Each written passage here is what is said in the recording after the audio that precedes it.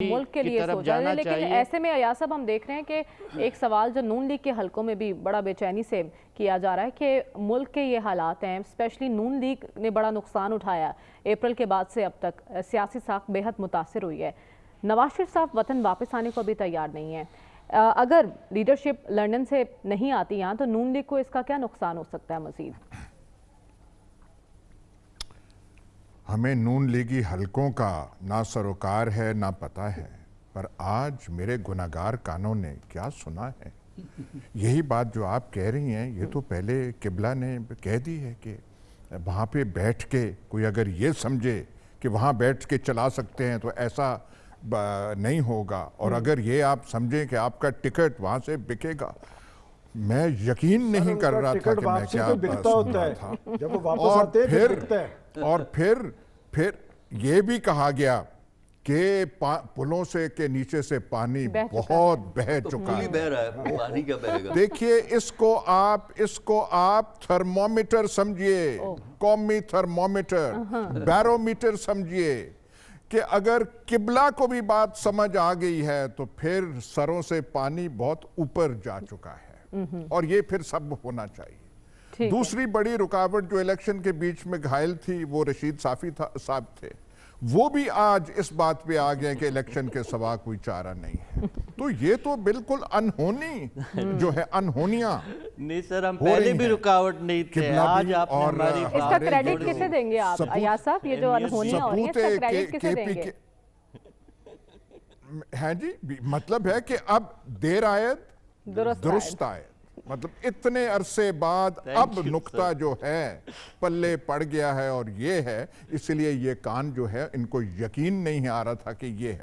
اور اگر ایسا ہو گیا ہے تو دیکھیے جو اپنے آپ کو سمجھتے ہیں کہ ساری عقل کا دائرہ ہمارے پاس ہے، ہم جو سمجھتے ہیں اور کوئی نہیں سمجھ سکتا، جو ابھی تک رکاوٹ بنے ہوئے ہیں الیکشن میں رکاوٹ پی ڈی ایم وغیرہ تو بیچارے وہ دم چھلے ہیں، اور میں حقیقت بیان کر رہا ہوں، میں کوئی خام خواہ جملہ بازی نہیں کر رہا، لیکن جو بڑے فیصلے لیتے ہیں یا جو سمجھتے ہیں کہ ہم بڑے فیصلے لے سکتے ہیں، حالانکہ تاریخ عبارت ہے غلطیوں سے اور پتہ نہیں بلنڈر سے، اس میں جانے کی ضرورت نہیں ہے، تو سمجھنا چاہیے کہ بھئی آگے نکلیں، یہ ضد سے باہر نکلیں، ایک خوف سے نکلیں، یہ عمران خان کا جو ڈر ہے اس سے نکلیں، اور ایک ضد سے نکلیں کہ اس کا راہ ہم نے روکنا، آگے بڑھنے کی ضرورت ہے اور اعصاب پر کسی کو سوار کرنے کی ضرورت نہیں۔ لیکن سلمان صاحب، آپ کل بھی ہم نے اس پر بات کی تھی اور آج بھی میں یہ اسباب جاننا چاہتی ہوں۔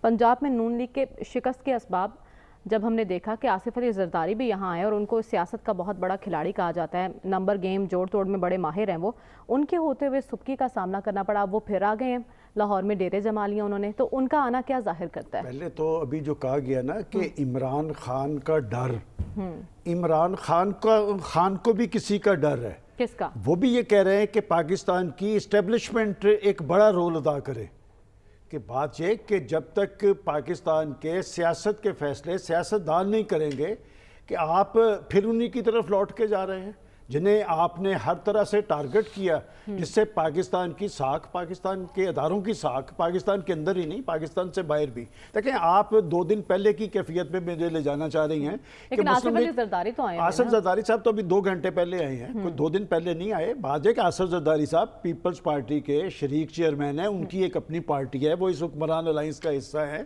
بات ہے کہ ہم یہاں پر سیاست ڈسکس کرنے بیٹھتے ہیں، یہاں کسی کے مفادات کا تحفظ نہیں کرتے کہ جی کسی کے ساتھ قوم ہے، کبھی ہم بیٹھ کے کہتے ہیں کہ جی یہ اگر حکومت نہ گئی تو یہ کاف لیگ بن جائے گی، آج ہم کہتے ہیں جی قوم ان کے ساتھ ہے۔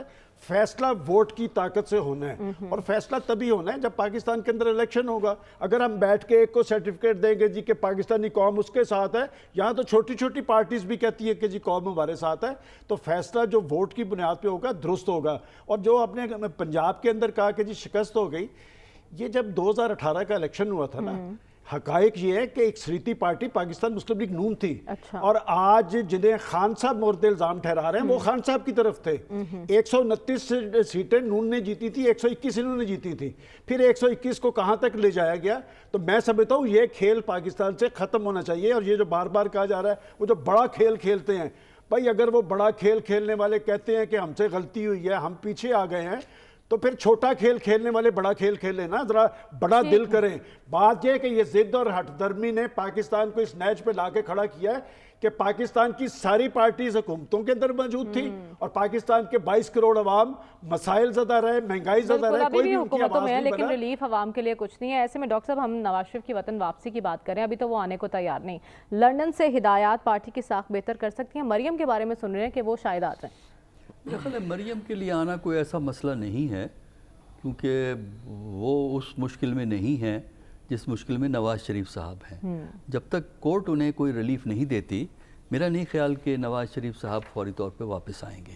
وہ کورٹ سے اگر کورٹ ان کو ریلیف دے دے تب میرا خیال ہے وہ آ جائیں گے، وہ انتظار کریں گے کورٹ کا. باقی رہا جہاں تک یہ ہے کہ کہ ووٹ کی بنیاد پہ فیصلہ ہوگا، بالکل یہ صحیح ہے کہ ووٹ کی بنیاد پہ فیصلہ ہوگا، لیکن جب اسٹیبلشمنٹ کی بات کی جاتی ہے تو مجھے آپ یہ بتا دیجئے پاکستان کی تاریخ میں 1988 کے بعد کون سی بڑی پارٹی ہے جس نے اسٹیبلشمنٹ سے کسی ایک مقام پہ فائدہ نہیں اٹھایا اور اس کے بعد اس پہ تنقید نہیں کی؟ یہ پیپل پارٹی کو بھی آپ لے لیں، پی ایم ایل این تو ماشاءاللہ ان سب میں آگے ہے، اس کے بعد پی ٹی آئی نے بھی فائدہ اٹھایا. تو یہ ایک سیاسی حقیقت ہے. دیکھیے، جس ملک میں سیاستدان کسی بات پہ رضامند نہ ہو، جہاں سیاستدان ایک دوسرے کے سیاست کو ختم کرنا چاہتے ہوں، جہاں سیاستدان سیاسی کرائسس اور اکنامک کرائسس کو ڈیل نہیں کر سکتے ہوں، وہاں اقتدار جو ہے وہ ہمیشہ ان کے پاس نہیں رہتا. وہ یا تو ریاستی اداروں کو چلا جاتا ہے، جو کہ پاکستان میں ایک سے زیادہ ریاستی ادارے ہیں، کچھ ایک ادارہ استعمال کرتا ہے، کچھ دوسرا استعمال کرتا ہے، لیکن آپ کی اسمبلی نہیں کر سکتی. پارلیمنٹ اس لیے بے معنی ہے.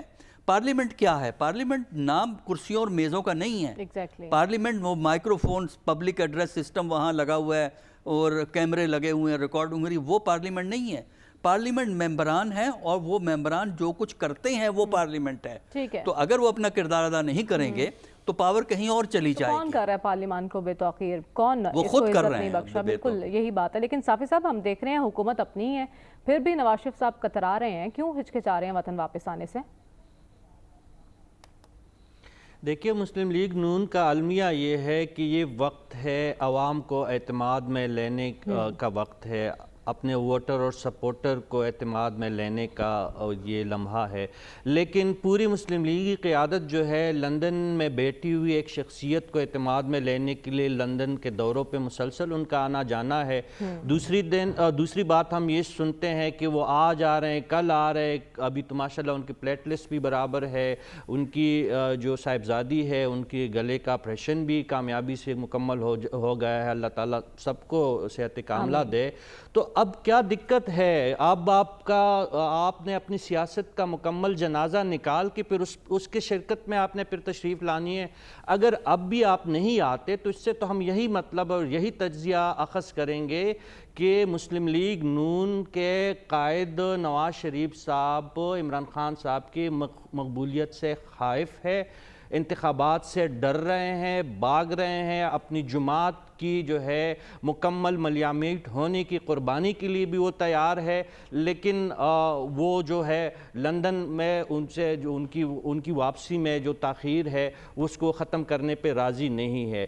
اس سے یہی پھر ایاز صاحب جو کہ کچھ ہمیں کہتے رہے ہیں تو پھر ان کی بات بالکل درست تھی کہ عمران خان صاحب کی مقبولیت کے خوف کی وجہ سے مسلم لیگ نون کی قیادت باہر ہے اور پی ڈی ایم کے جو پاپڑ بیل رہے ہیں مختلف جگہوں پہ وفاق میں اور صوبوں میں، تو اس کا بھی یہی ہم اندازہ لگا رہے ہیں کہ عمران خان صاحب واقعی پاکستان کے مقبول لیڈر ہیں. تو اس میں اب کہنے والے یہ بھی کہہ رہے ہیں کہ مسئلہ مقبولیت کا نہیں ہے بلکہ قبولیت